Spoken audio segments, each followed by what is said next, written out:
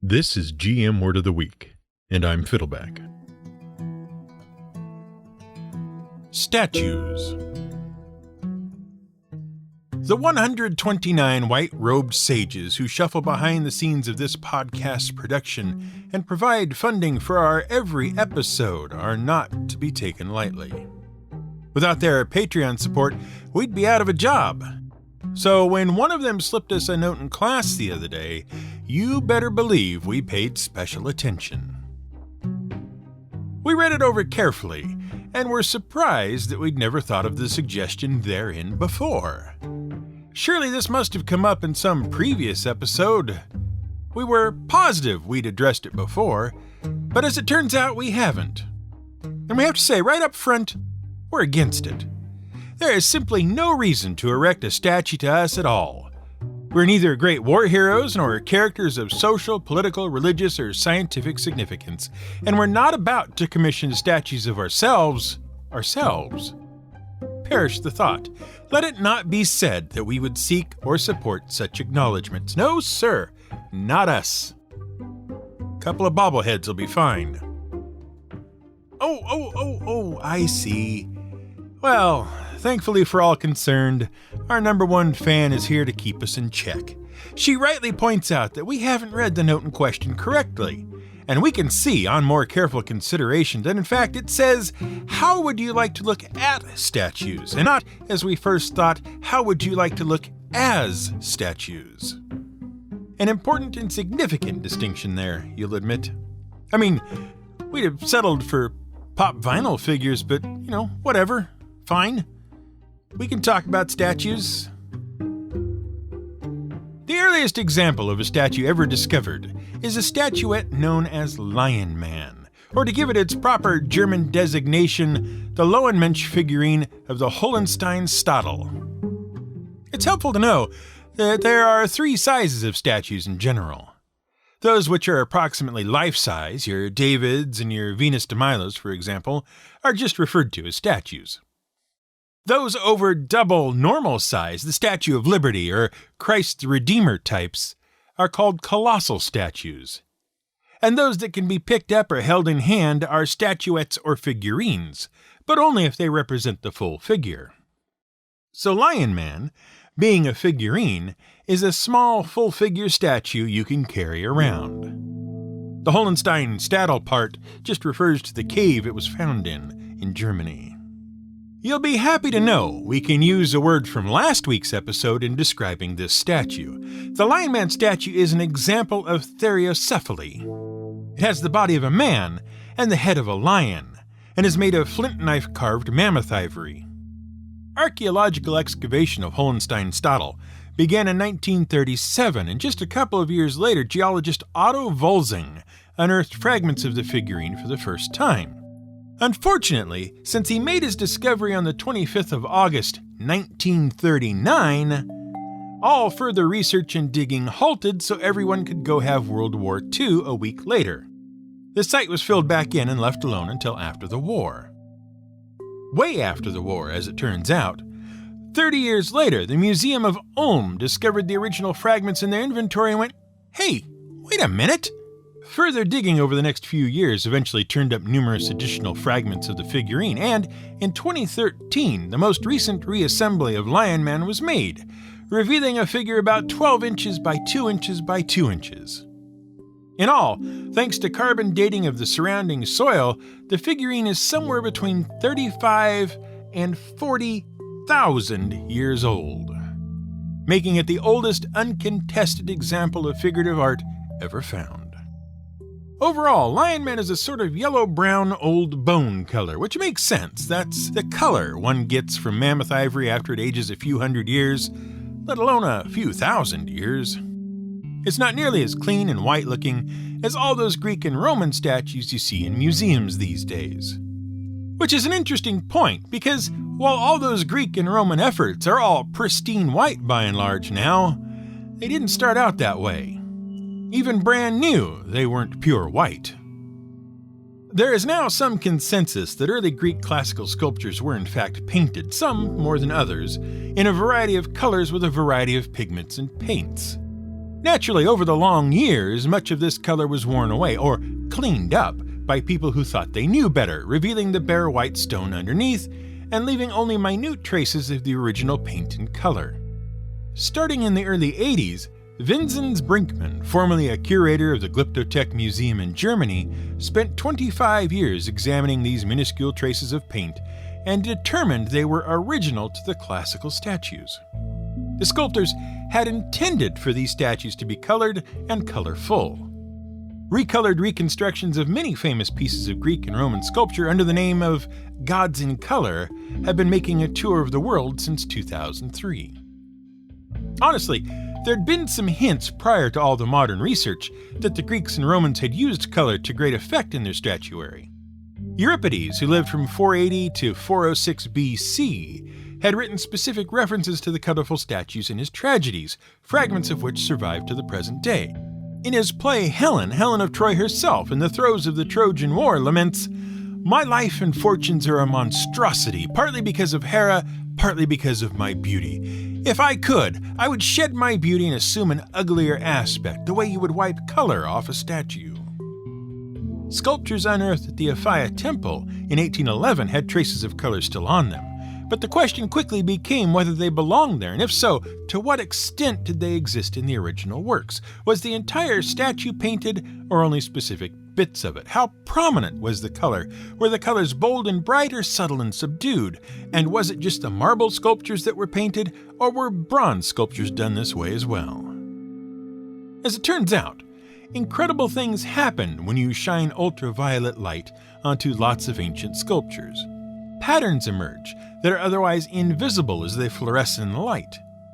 Places that once held a variety of paints and colors suddenly stand out, and it becomes clear just how extensive the painting was.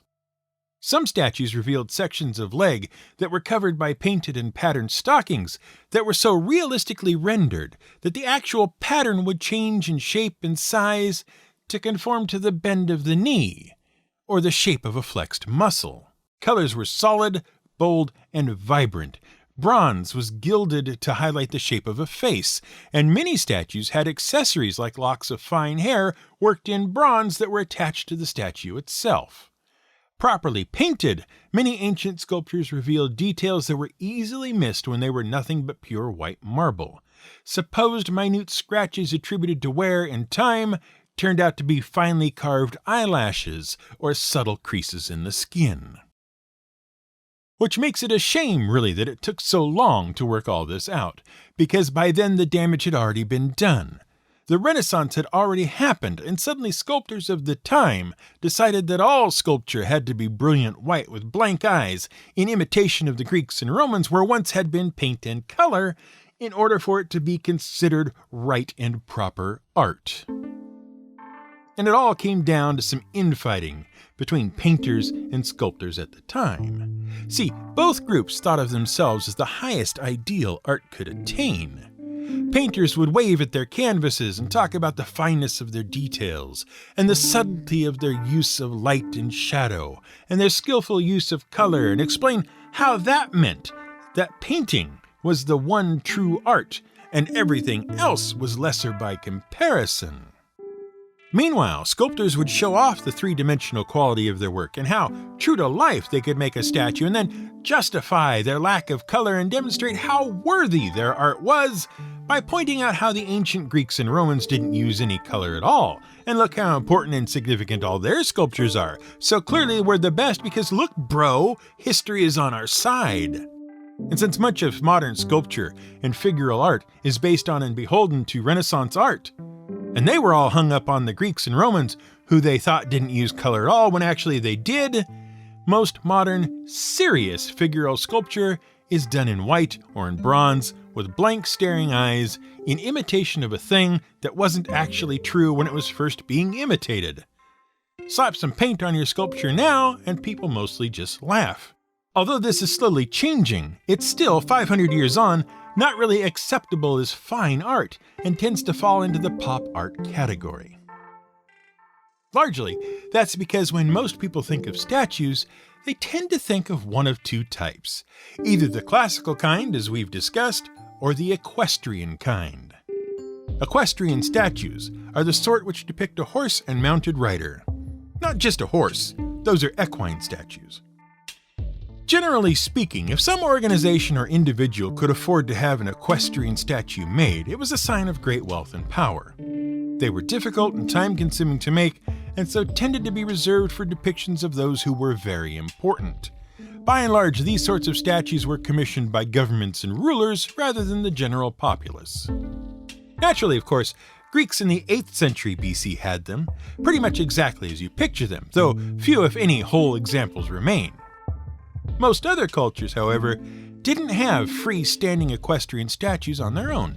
Instead, they tended to turn up as parts of other sculptures, like the large reliefs carved into the sides of temples and public structures. It wasn't until the ancient Romans came along that freestanding mounted riders really began to show up in any great numbers. These were often commemorative in nature and featured famous generals, symbolically reinforcing the role equestrians played in leadership. It's important to note that here, equestrian didn't specifically refer to one who rode a horse, though that is certainly what the word meant most of the time. In this instance, though, it is referring specifically to the tier of Roman leadership just below that of the senatorial class, the equites. Individual members of the class were basically what we think of as knights and were called eques. They owned land and made up many of the senior ranks of the Roman military. Collectively, they were known as the Equestrian Order, and were expected to have a minimum of 50,000 denarii worth of property in order to qualify. This was later raised to 100,000 denarii, and as time went on, other stipulations were put in place. Primarily, they served in the cavalry, but many distinguished themselves in other fields as well, and so they got their statues in recognition of their service to Rome. Since Rome had such a large influence on the world for such a long time, the practice carried on down through the centuries in many civilizations of putting famous, important, or distinguished military leaders atop a horse and making a statue of it. But did you know you can tell how the person in question died by looking at the statue? At least in the US and the UK. Mostly the riders are depicted in a fairly rigid posture. Occasionally they'll have an arm raised, with or without a sword, but by far the most common pose for the rider is straight-backed and proud. It's the horse, though, that gives the game away. You'll find the horse in one of three poses.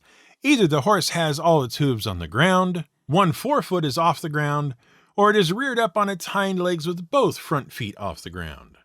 And each of these have a meaning that is supposed to tell you under what circumstances the rider died.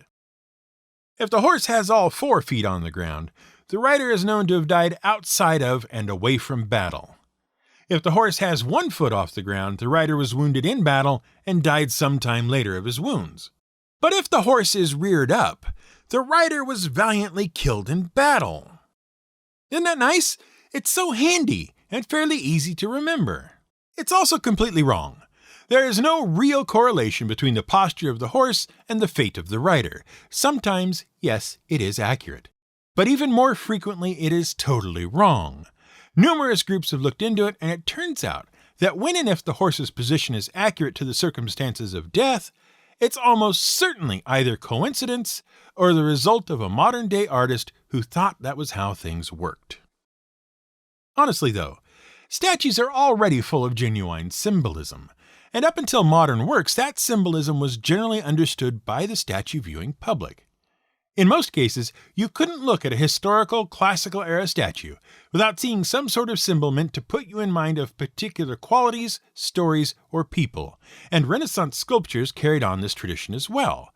Since sculpture often combines elements of both art and architecture, particularly as the artistic elements used as decoration and support for the buildings they were in, it was important that a given sculpted work not only function and look right, but convey the right message as well. Churches in particular were keen to get the right messages across.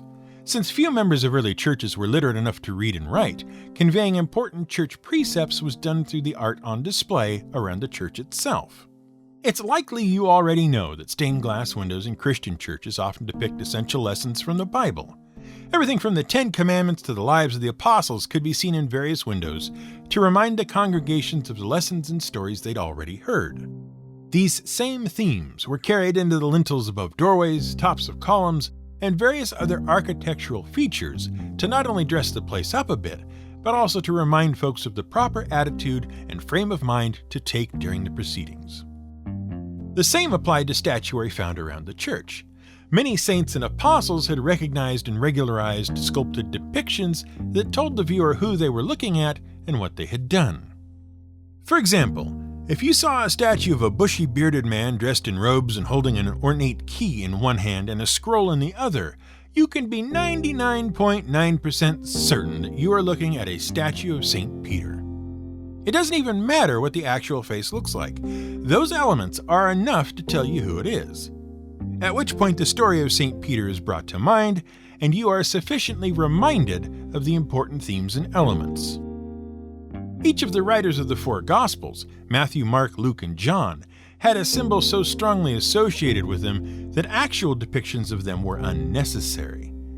Which is good during times of persecution, because just knowing the symbols associated with each was sufficient to make clear your subject matter without revealing precisely what you were talking about to outsiders. The emblems for each of them were based on prophecy as given in the books of Ezekiel and Revelation. Matthew could be depicted as either a man or an angel. Mark was a winged lion, Luke a bull, and John was often shown as an eagle. Church art showing them included these emblems, and when heraldry became a thing, these were incorporated. See our episode on the wyvern if you'd like more about heraldry. Other important Christian figures received their own emblems as well. Judas is, reasonably enough, represented by 30 silver coins. But others got a bit more to work with. Paul the Apostle is recognized by his long pointed beard and balding head, along with books, a horse, or a sword to represent death by beheading. Which seems a bit harsh until you consider the case of Stephen the Martyr, who, if you recall your scripture, was the first martyr of Christianity. He was killed by stoning, so naturally the only emblem he gets is 3 stones. Sometimes he's carrying them, along with what's called the martyr's palm, a palm frond used to indicate that the person depicted died as a martyr, and other times he appears to have taken up a promising career as a juggler, as the stones are balanced on various portions of his body. One particular depiction shows a stone balanced on his forehead just above the eyebrows, and one on each of his shoulders in total defiance of gravity and physics, which, fair enough, he's a saint. The same holds true in other religions and traditions as well. Wherever the poor and illiterate were expected to remember something, those in charge of having them remember it would use symbolism as an aide-mémoire throughout their art. As a particular example, take the Nataraja, a Hindu depiction of the god Shiva as a dancer. Recall, if you will, that Shiva is the 3-eyed, 4-armed deity, often referred to as the destroyer in some sects of Hinduism and much of non-Hindu pop culture. But Shiva is also referred to as the Lord of Dance, and that is what the Nataraja is all about. If you've ever seen the statue of Shiva, in which he has one leg lifted and brought forward, with his 4 hands all pointing in different directions and holding different objects, a tall hat, and a series of what appear to be flags or ropes coming out of his shoulder area, all underneath a sort of upside-down rounded frame, that's the Nataraja. Often it's done in brass. And the thing to remember when you look at the Nataraja is that practically none of it is what it actually looks like. Take, for instance, Shiva himself. The crescent moon on Shiva's forehead actually symbolizes a completely different deity named Rudra and the merging of it with Shiva. Shiva's throat is often blue in color, symbolizing the time another deity attempted to throttle him so that the poison he just drank on purpose wouldn't spread to the entire universe located in Shiva's belly. And there's generally a snake, drum, axe, and deer somewhere about Shiva's person that represents various other aspects of his nature. But when it comes to the Nataraja statue, the layers start with the actual depiction itself. This version of Shiva is performing the Ananda Tavana, a dance meant to represent the creation, maintenance, and dissolution of the universe. The art under which he dances is made of flame and represents the cosmic fire from which everything is created and destroyed, as well as the vagaries of daily life, as well as also coming from 2 Makara, Hindu mythological creatures that guard gateways, thresholds, and other important entrances. The ropes from his shoulders are actually matted locks of hair that fan out from his head, which, along with the bent legs, symbolize the wildness and energy with which he dances. Tangled up in his hair is the personification of the Ganges. In his upper right hand he holds a drum, and the particular way he holds it symbolizes both rhythm and time. His upper left hand holds fire, again showing creation and destruction. And along with about a dozen or more other symbols, he stands atop a dwarf, the demon Apasmara, just as a reminder that evil and ignorance can be beaten back with a really enthusiastic dance. The statue is entirely built of symbolism. There isn't anything in it that doesn't mean something else altogether. You'd be hard-pressed to find anything more representative of things it isn't than the Nataraja. Notwithstanding everything we've just said, though, most of the use of traditional symbolism in modern statuary has fallen by the wayside in Western art. You'll still see a fair amount of it in some places, such as cemeteries or governmental buildings, but by and large the modern trend in artistic sculpture is away from the traditional classical symbols and more towards symbols that are personal to the artist and may be entirely overlooked by the general public, seen and understood only by those who share a particular frame of reference with the artist themselves. Even so, modern statues still tend to represent well-known individuals of the present day. The shift, though, has been away from famous heroes of war or statesmanship or religion, and more towards recognizable figures from popular culture. We can perhaps be reasonably certain that the statue at the Philadelphia Museum of Art that stands with boxing gloves raised in the air will be recognized as Rocky from the movies of the same name for a fair few years yet, without the need for much additional symbolism, though if you haven't seen the films, you may not fully understand why it is where it is without some additional context. However, memories fade. Popular culture has an endurance measured in decades rather than centuries. And part of the job of the older symbolism was to provide key reminders about who and what was being seen. You didn't necessarily have to know exactly who the statue was. The reminders included were enough to tell you what you were meant to recall and why it was important. How much longer, we wonder, will it be before the little bronze man standing in the middle of a road in Budapest, one cigar-holding hand to his forehead, the other in the pocket of a wrinkled old trench coat, an expression of bemused confusion directed at the bronze dog in front of him, is simply referred to, thanks to a lack of context, as man with dog, instead of Columbo and dog. We suppose it's just one more thing.